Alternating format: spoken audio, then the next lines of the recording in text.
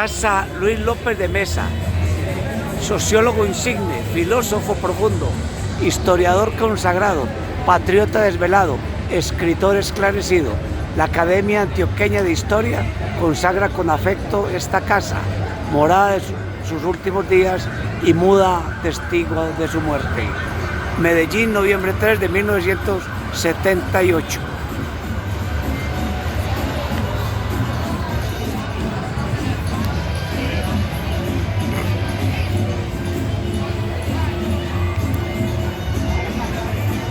La casa del sociólogo insigne, filósofo profundo Luis López de Mesa, en la carrera de Girardot,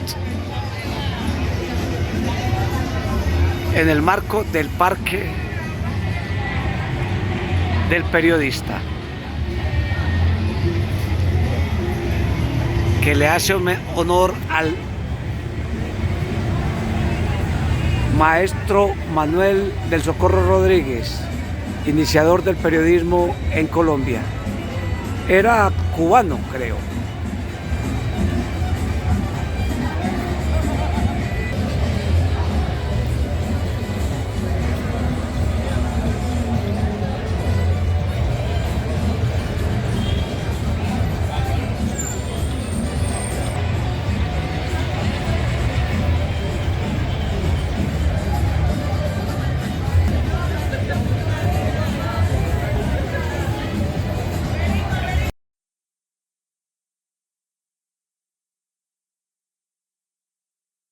Realmente no es.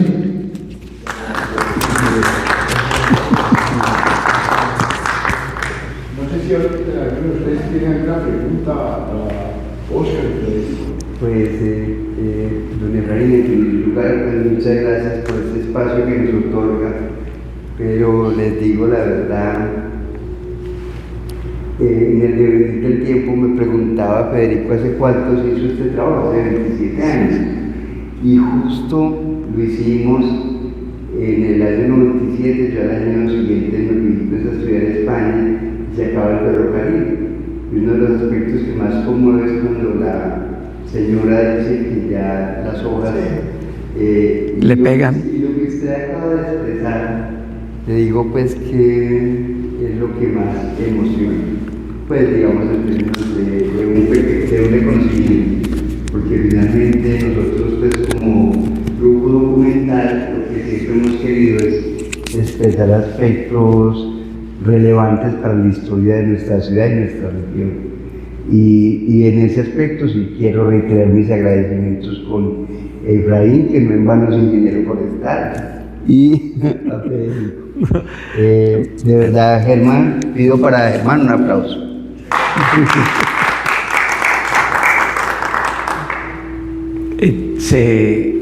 Yo quería hacerle una pregunta al productor al cabo del tiempo. Hombre, ¿a qué se le ocurrió matar al personaje, hombre, de Fredonia? ¿Por qué?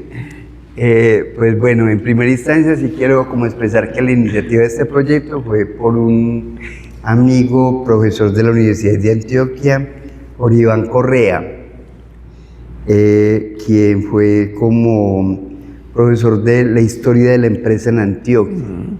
Y él fue, Jorge Iván Correa Vélez, fue el que más me motivó para realizar este proyecto. Y en esa época tuvimos unos apoyos inusuales.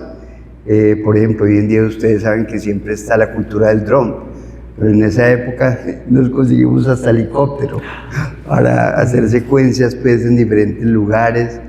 Y Jorge Iván fue un amigo que amó los ferrocarriles y por eso le dedicamos como el documental al ingeniero López, quien hizo el túnel de la Quiebra, que en la perspectiva que da el tiempo, una obra de ingeniería de ese volumen y dimensión solo es posible gracias a que acá la primera escuela universitaria importante fue la Escuela de Minas, porque luego de, justamente hablando de historia de Efraín, usted que es ingeniero, la independencia de Antioquia se cifra, y de Colombia se cifra a comienzos del siglo XIX, y lo primero que tienen que hacer los gobernantes es, curiosamente, importar ingenieros para el desarrollo de las vías del sistema terrestre, ¿no es cierto? Entre ellos el papá de León de Grey.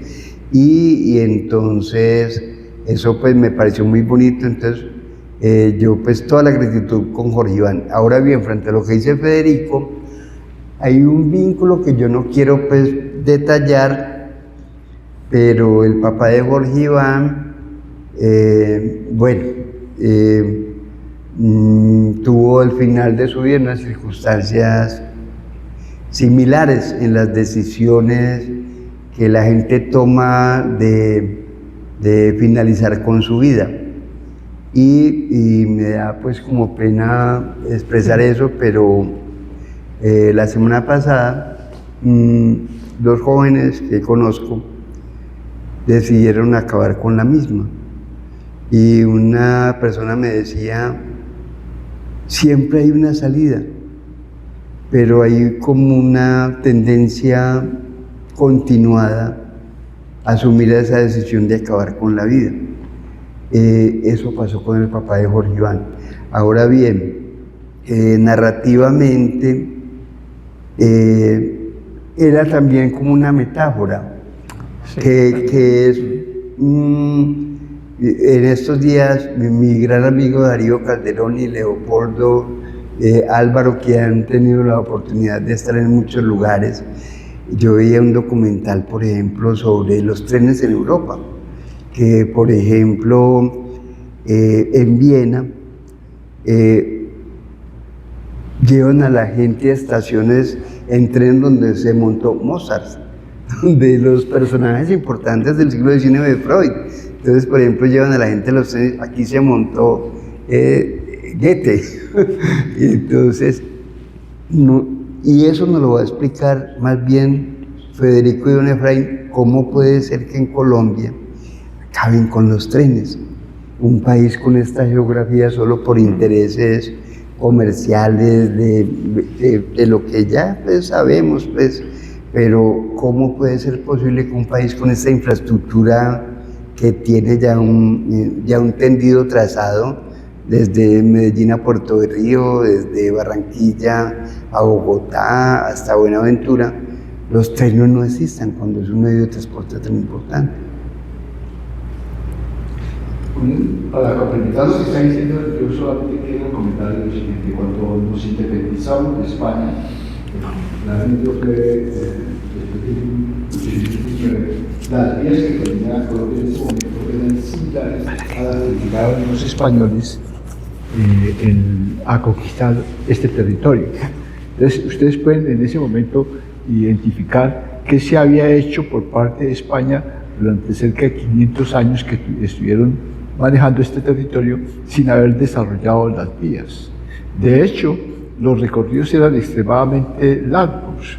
Un camino, una persona que quería ir de Medellín a Santa Fe de Antioquia se demoraba 3 días. Una persona que iba de Medellín hasta Santa Fe de Bogotá en ese momento se podía gastar 20, 25, 30 días dependiendo de las condiciones. Realmente los cambios que hemos tenido en cuanto a vías ha sido magnífico, pero sin embargo estamos en un estado demasiado deplorable en cuanto a la importancia de las vías que nosotros le damos. Es decir, nuestras vías, si nos comparamos con países cercanos como Ecuador, las vías de Ecuador son maravillosas.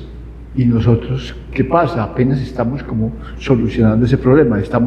Hemos tenido una cantidad de problemas en ese sentido que realmente nos ponen a meditar sobre ese tema. Y hay una cosa que realmente en cuanto al ferrocarril lo deja a uno pensativo.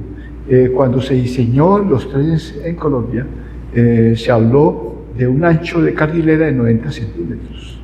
Cuando en Europa y en otros países y en Estados Unidos, las carrileras son mucho más anchas, que eso permite un tipo de movilidad diferente.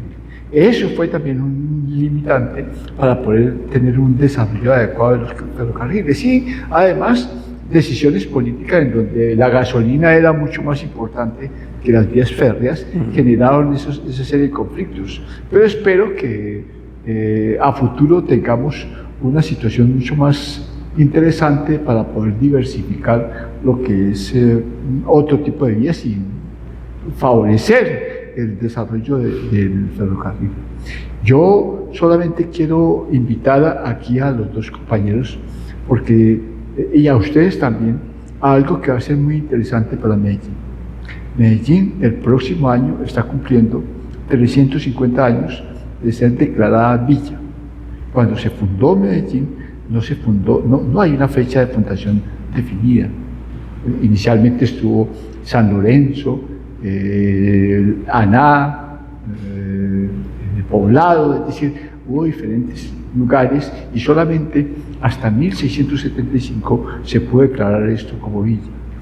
Esa celebración es el próximo año, los 350 años de declarar como villa a Medellín.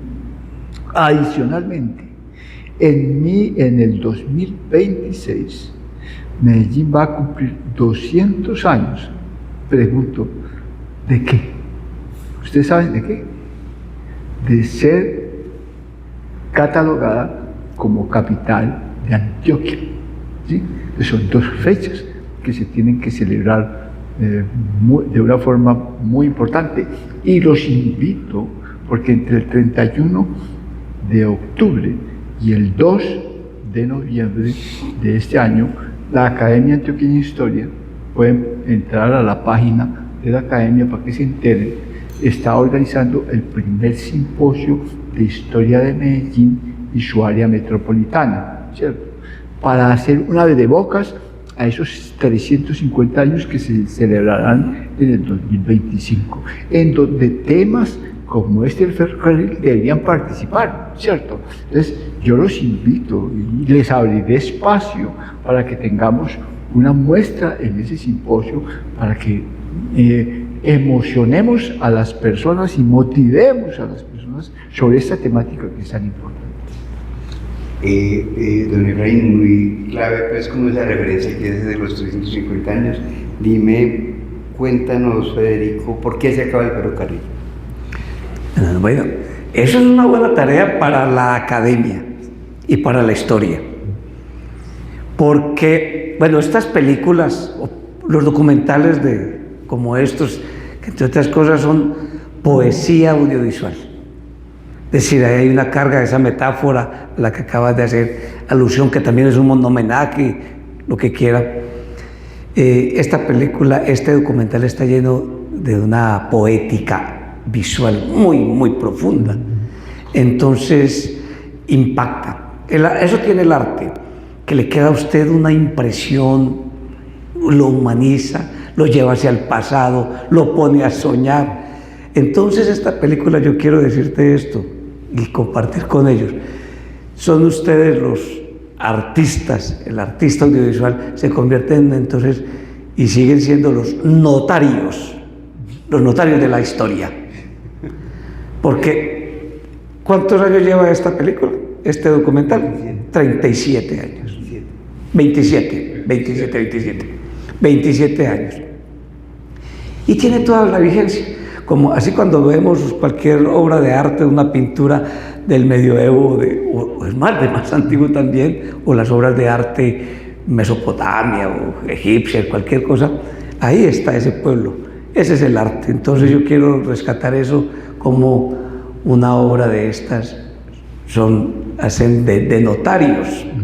Bueno, y ante la pregunta, esa es un problema que tiene que ver con un debate de tipo político. Y entonces eso hay que pisar blandito, además hay mucha susceptibilidad, mucha sensibilidad en eso.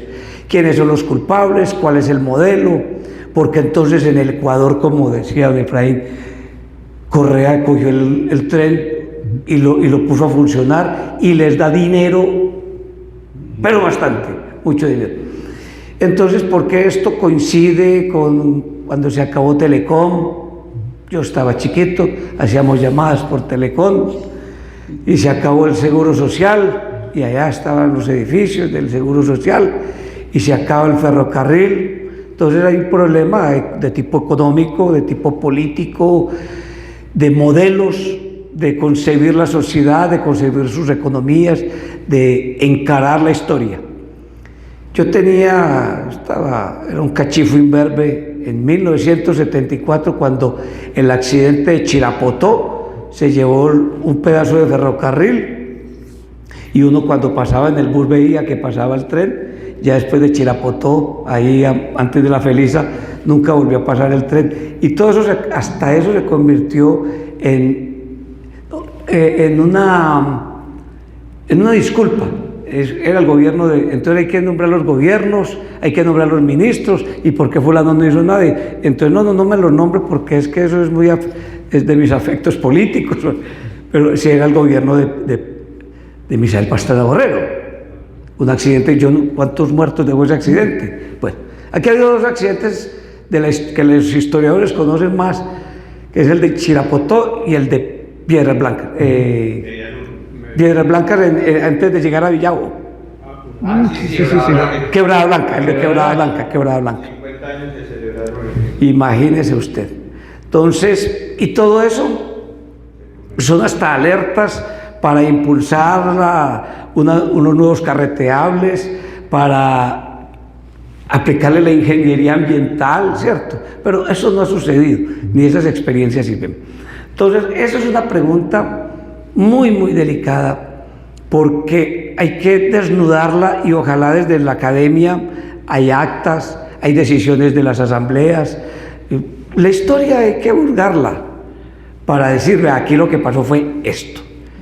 Y lo que bueno, yo tengo ya también mis años para poder decir que a las dirigencias políticas de este país les ha faltado estatura en el alma. Esa es una estatura, para quedarse en una pendencia permanente. Eso lo dicen, es más, hay literatura que habla mejor que eso, para quedarse en unas rencillas y en unos intereses más bien egoístas que no alcanzan a superar eso. El tren metropolitano, ese es lo que llamamos metro. ¿Cómo es que pasa por todo el centro, hace esos daños tan terribles? ¿Por qué no siguió la vía férrea, impulsando un desarrollo urbanístico a través de todo el río? Pero no, habían unos intereses que, vaya usted, averígüelos. Ahí está la academia para que les quite el velo a eso. ¿Por qué pasan eso por toda la avenida, la calle Bolívar? Eso fue un desastre y todavía está ahí el desastre. Eso es una herida. ¿O por qué a la dirigencia colombiana no se le ocurrió hacerle caso a un gran ingeniero que fue un presidente que también tenemos hasta deudas políticas con él, porque no le hemos reconocido cosas, que era Virgilio Barco Vargas, que en 1984 dejó los estudios? Yo hablo de eso porque los conocí. Uno husmeando la biblioteca. En la biblioteca de la Universidad de Medellín estaban esos estudios, dos grandes libros, pero pesaban por ahí 10 kilos cada uno, donde están todos los estudios para hacer lo que él llamaba el canal terrestre interoceánico, que iba del Golfo de Cupica hacia el Golfo de Morrosquillo, a Urabá, y eran como 200 kilómetros nomás. Entonces eso se quedó en el papel, se quedó guardado. Y claro, entonces uno dice, no, es que como si los dueños de la Bolivariana, de la Magola, la Magdalena y la empresa de buses o los Ochoa, pues tenían los senadores, les pagaban a los senadores. Eso es una verdad que también hay que sustentarla con documentos históricos. Entonces todo eso se fue quedando en el tintero, se desapareció. Bueno, ahora el presidente Petro dice que Renueva quiere poner a la gente a soñar con eso. Eso a la larga podría causar un problema o un desafío mejor desde el punto de vista ambiental, porque podría causar una herida sobre toda esa selva del Darién, del Chocó. Entonces ahorita pues la gente se burla que cómo así, que cómo así, ¿cierto? Lo mismo sucedió con estos locos que hicieron ese túnel. Aquí en Medellín piden, ¿qué se les va a ocurrir? O los que trajeron el avión, ¿qué van a traer aviones aquí a estas montañas? Y Antioquia fue la primera que tuvo empresa de aviación. Bueno, Lo cierto del caso, yo, pues, como poeta, mejor digo así, que tenemos que tener alas en el espíritu y desprendernos de tantas cosas, y hemos caído en mucha mezquindad para hacer esto. Antioquia tenía muy poquito ferrocarril, ¿eran cuántos dicen? Como 300 y tantos kilómetros. Pero yo vuelvo con el asunto del espíritu de los pueblos. El ferrocarril de Antioquia pudo haber sido muy chiquito, pero lo que significó para el espíritu de los antioqueños. Entonces es un elemento identitario.